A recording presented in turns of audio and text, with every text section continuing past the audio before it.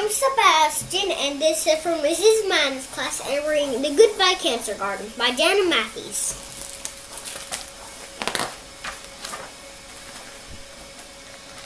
In our backyard, where first base used to be, in a special garden, we didn't expect to plant,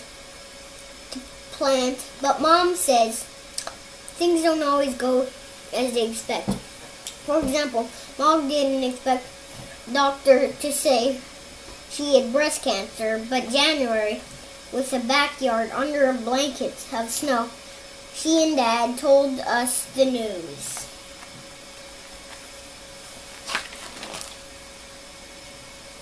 For a few weeks, Mom went back and forth to the hospital for x-rays and tests. Sometimes she looked sad, and my brother and I felt a little worried. So one day, we all went together to meet Mom's doctor.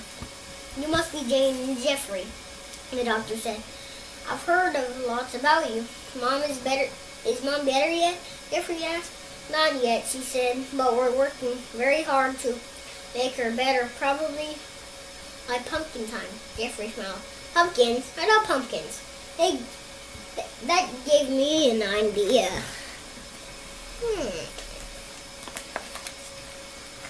On Valentine's Day, we helped Mom pack an overnight bag for the hospital.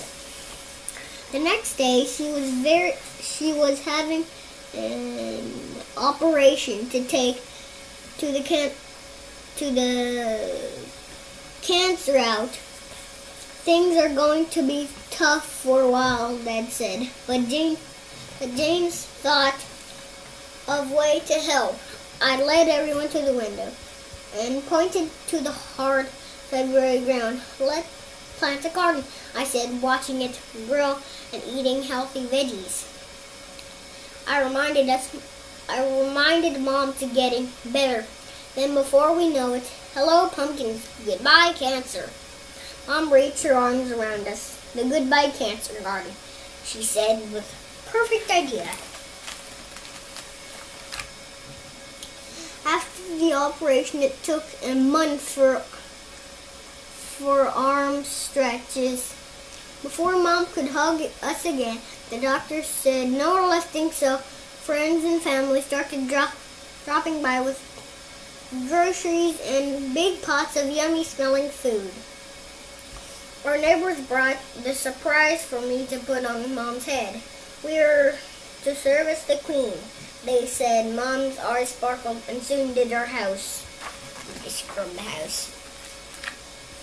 One sunny Saturday in March, Dad and Jeffrey dug the vegetable bed while Mom and I drew a map. Everybody chose 2 vegetables, I said. I already know mine, cucumbers and tomatoes. I want carrots and cherries, Jeffrey said. Dad explained that cherries are fruit and grow on trees. Jeffrey chose green beans instead. Dad decided on lettuce and potatoes. Said Mom. I'll do peppers and... Oh, you almost forgot. Peppers and especially pumpkins. In April, Mom started chemotherapy, a super strong medicine that destroys leftover bits of cancer. When she felt sick to eat dinner, Dad made her applesauce when she was too tired to get out of bed. I showed her catalogs, and Jeffrey drew her pictures. Well, the doctor said soon chemo would make her hair fall out. Mom said, let's have a head shaving party.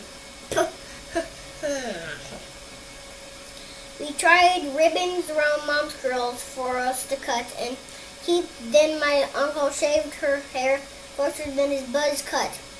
You look weird, Mom, Jeffrey said. Dad and I thought she looked beautiful.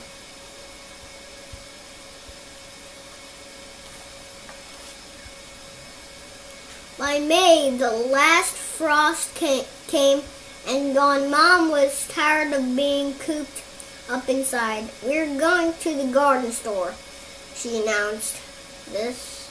We're seated on the bench. Dad and I piled the cart with plants sold as mulch. "Where is Jeffrey?" Mom said. "Under here," he called. Mom laughed. "I like your green wig. Can I borrow it sometime?"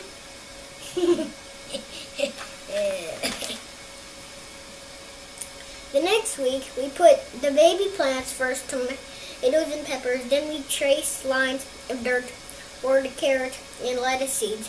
Next, we built a bamboo tower, then pushed the cucumber seeds around it. And finally, we poked holes and dropped in beans and bits of sprouts of potato. Last but not least, Mom said, "I'll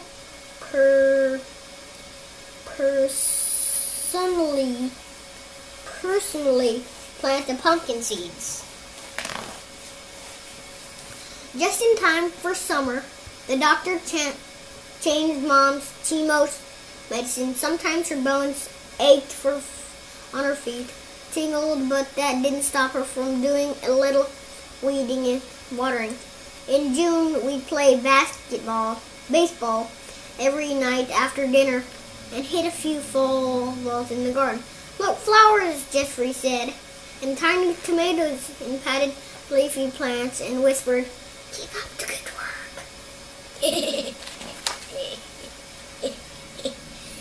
In July, we drove 13 hours to my grandparents' house near the beach. "Salt water, sunshine, or just what you need," Grandpa told Mom, and took pictures of Mom under the umbrella with my baby cousin rubbing sunscreen on their matching heads. And each day we collected shiny treasure to take home for decorating the garden. Pulling back into the driveway, we're amazed the garden how grew into a jungle. Best of all was August. We celebrated the end of chemo with a picnic and invited everyone who had helped us. We served ice cream, cream cheese, and cucumber sandwiches, potatoes, slide picked green beans, tossed salad with lettuce, peppers, tomatoes, and carrot juice. "Did you grow all this yourself?" my friend Nikki asked. "Not everything," Jeffrey said. "We don't know how to grow cream cheese yet."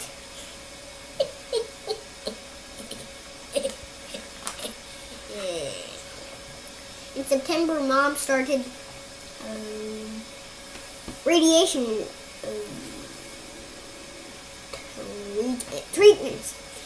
5 days a week, the doctor said shining x-ray beams where cancer had been worked to keep it from coming back. Mom said it felt like having a sunburn. Jeffrey and I also started something, a new year of school. One morning, Mom and I helped Jeffrey carry the tray of homegrown carrots to share in snack time. "I want to be a carrot farmer when I grow up," Jeffrey said to his teacher. "Looks like you already are," she said.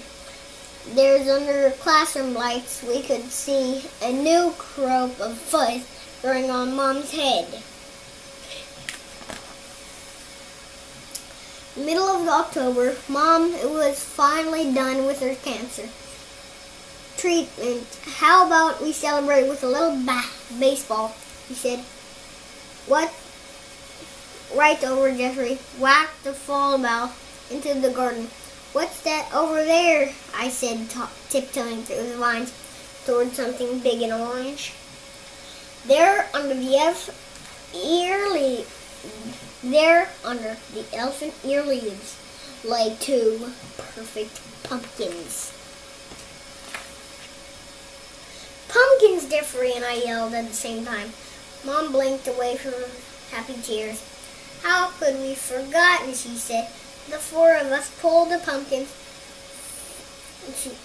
with all our might and landed in a big heap right in the middle of the goodbye cancer garden. We spent the rest of the day making pumpkin bread and roasting pumpkin seeds, but not all of the seeds. Some we let dry in the sun for growing more pumpkins next year. This book is The Goodbye Cancer Garden, and Mom didn't expect to have cancer, and so she had to go back and forth between the hospital and home.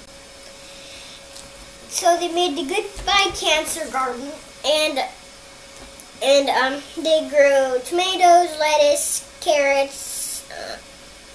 At the end, somebody said, "We don't know how to grow green cheese yet." Well, what kind was it? Cheese was it?